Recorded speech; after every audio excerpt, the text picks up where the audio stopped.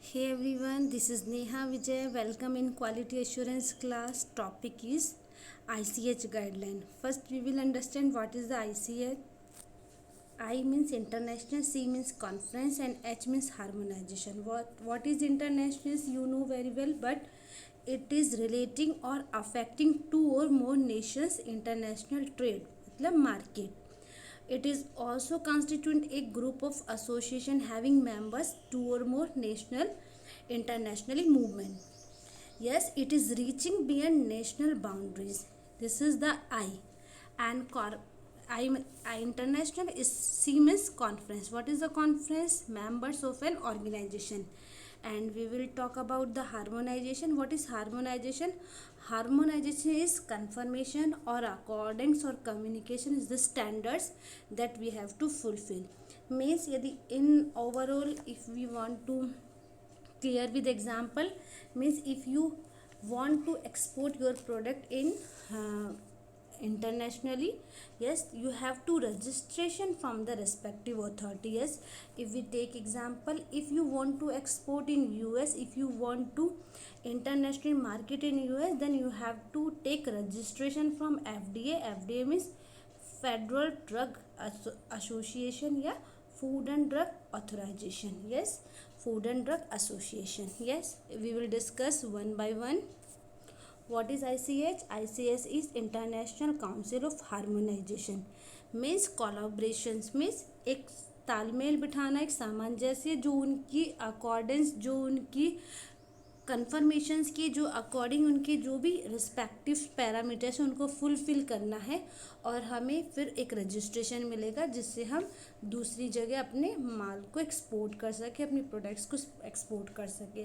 This is the international council of harmonisation of the technical requirements. कुछ requirements है, कुछ standards है, किसके लिए? हमारे फार्मास्यूटिकल प्रोडक्ट्स के लिए, ड्रग्स के लिए, that we are using the humans. This is unique is bringing together. साथ में हार्मोनाइजेशन का मतलब है साथ में, ब्रिंगिंग टुगेदर कौन कौन है?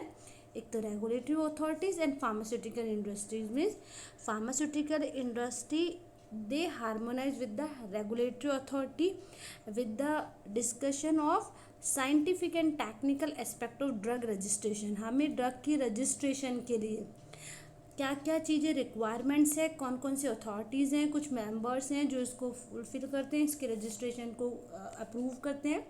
This is the ICH. Yes,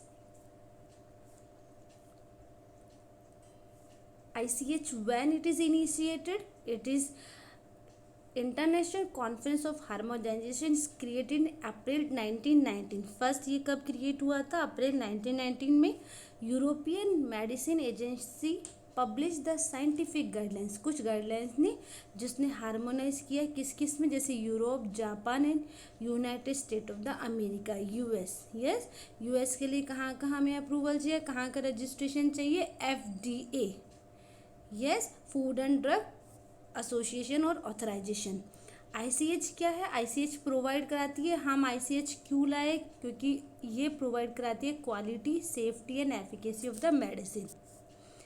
क्यों आया? इसका क्या मिशन है? इसका मिशन है हार्मोनाइजेशन. क्यों किया हमने रेगुलेटरी अथॉरिटी के साथ?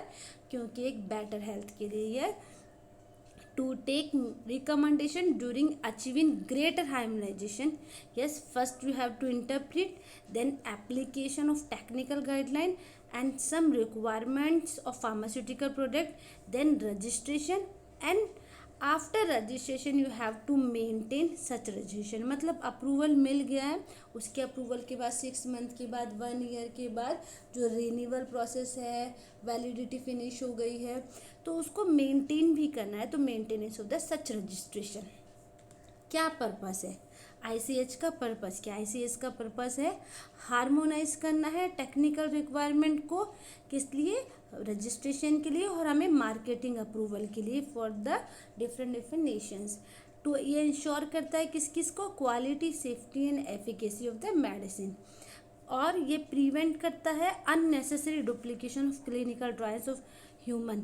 यदि कोई और भी हमारी सेम कोई यदि अप्रूवल करवाता है सेम, तो ये जो हार्मोनाइजेशन जो रेगुलेटरी अथॉरिटीज़ है, it will catch and we will prevent the unnecessary duplication of clinical trials on humans.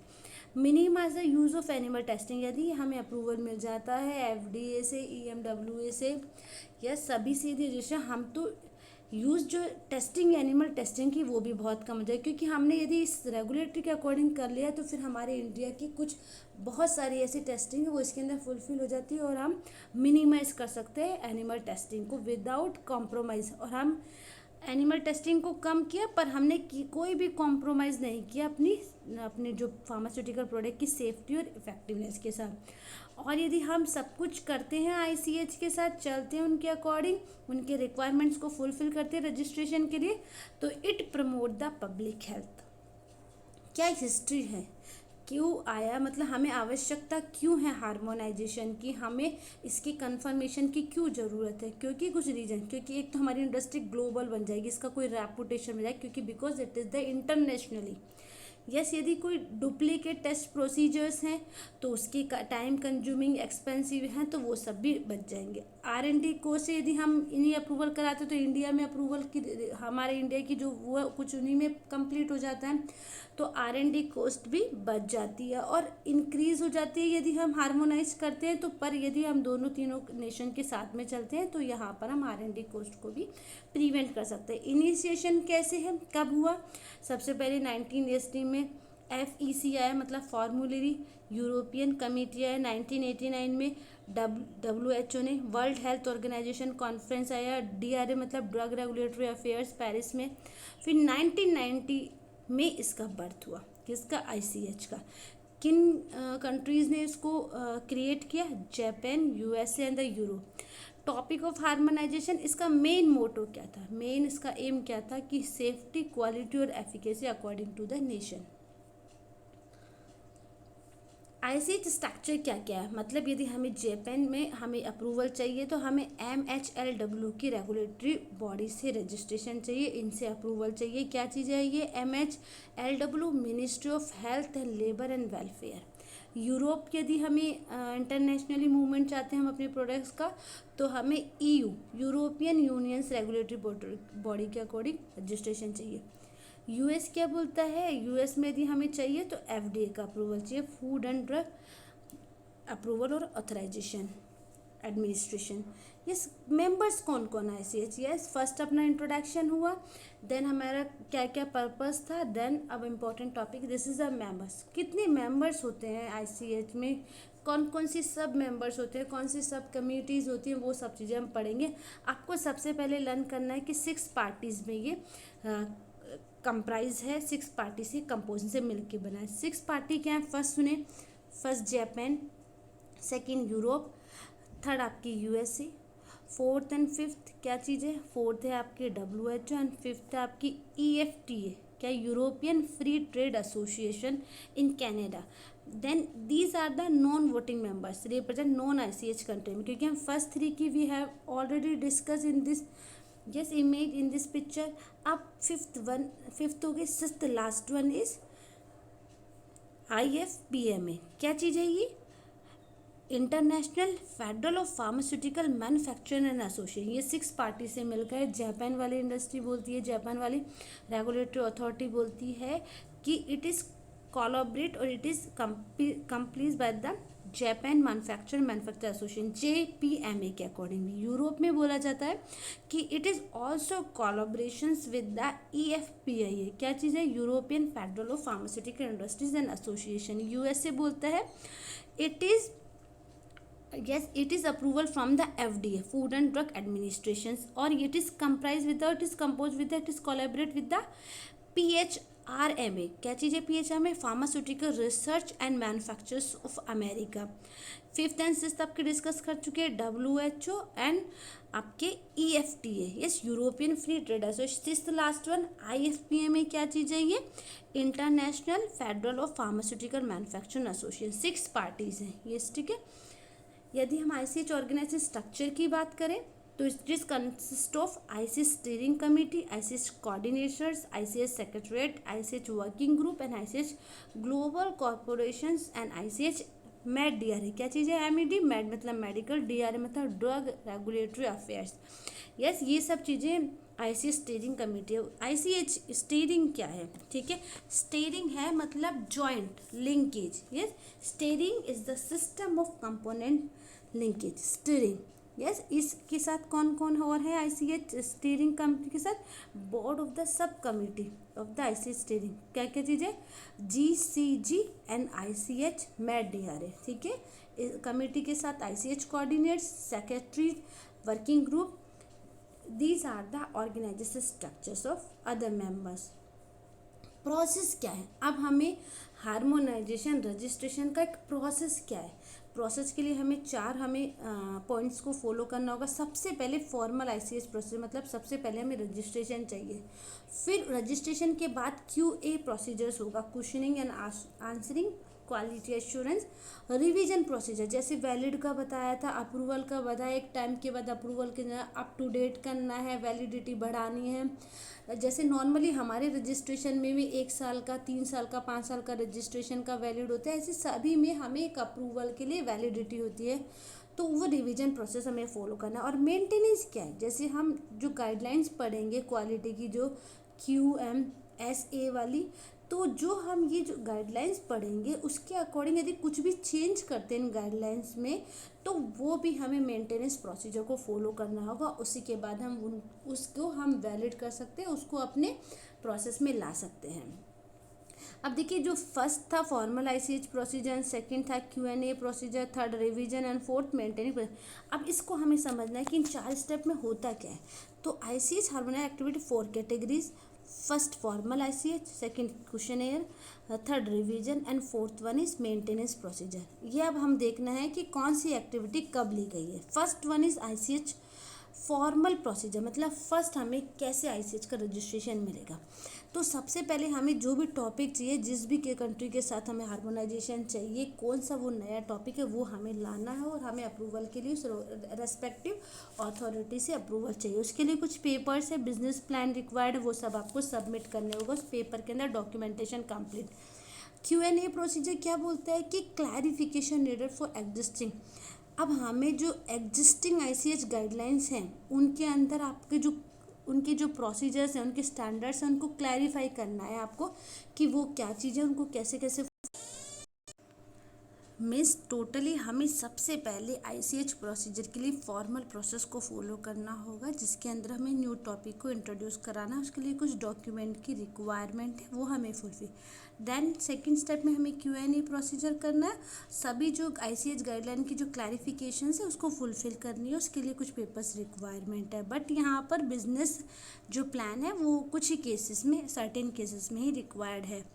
पर यदि हम बात करें रिवीजन प्रोसेसेस को, तो हम बात कर चुके हैं कि कुछ वैलिडिटी होती है, यस, तो उसको फुलफिल करना, out of date, no longer valid है, तो हमें इस कंसेप्ट को वापस रिवीजन प्रोसीजर में लाना होगा, यस। और कोई न्यू इन्फॉर्मेशन ऐड करी हो तब भी हमें रिवीजन प्रोसेस में, उसके लिए भी कंसेप्ट पेपर, कुछ डॉक्यूमेंटेशन रिक्वायर्ड है। यदि हम बात करें मेंटेनेंस फोर्थ पॉइंट की, तो जब भी हम कुछ भी चेंज कर रहे हैं, किसमें, Q3 गाइडलाइंस के लिए और M2 गाइडलाइंस के लिए। Q3 हम जो क्वालिटी की 3 गाइडलाइंस है, जैसे स्टेबिलिटी की जो गाइडलाइंस है, यदि हम M2 मतलब जो भी मल्टी डिसिप्लिनरी जो गाइडलाइंस है उनकी में कुछ भी चेंज कर रहे हैं हम, तब हमें उसके मेंटेनेंस प्रोसीजर को भी फॉलो, कुछ प्रपोजल्स, कुछ कंसेप्ट पेपर भी रिक्वायरमेंट है Q3 के लिए। But in the M2, yes, multidisciplinary guidelines के अंदर हमें कोई भी रिक्वायरमेंट और पेपर्स रिक्वायर्ड की ज़रूरत नहीं है। No concept paper required. This four are the procedure in which each harmonization activity is initiated with the concept paper which is a short summary. ये जो सब है शॉर्ट समरी है कि हमारा प्रपोजल क्या है। Yes, it is depending on the category, किस तरीके के हम प्रोडक्ट को अप्रूवल करा रहे हैं, किस कंट्री में करा रहे हैं, सभी की शॉर्ट समरी आ जाती है। Required activity of the business plan उसके अंदर रिक्वायर्ड होता है। Yes, it is the business plan, outline of the cost का भी, बेनिफिट्स का भी, और जो भी कंसेप्ट की जो सारी चीज़ें हैं, पेपर्स है, वो सब चीज़ें इसके अंदर रिक्वायर्ड हैं। अब यदि हम फर्स्ट फॉर्मल यदि इन वो चाहें, हम formal registration, formal ICH guideline को फॉलो करें, तो जैसे हमें आईसीएच का अप्रूवल चाहिए, तो उसके लिए कुछ स्टेप, जो फर्स्ट के लिए जब हमारा अप्रूवल हो गया तब क्यूएनए आएगा, देन उसके बाद उसका रिवीजन आएगा, फिर maintenance. But in first step what is the process?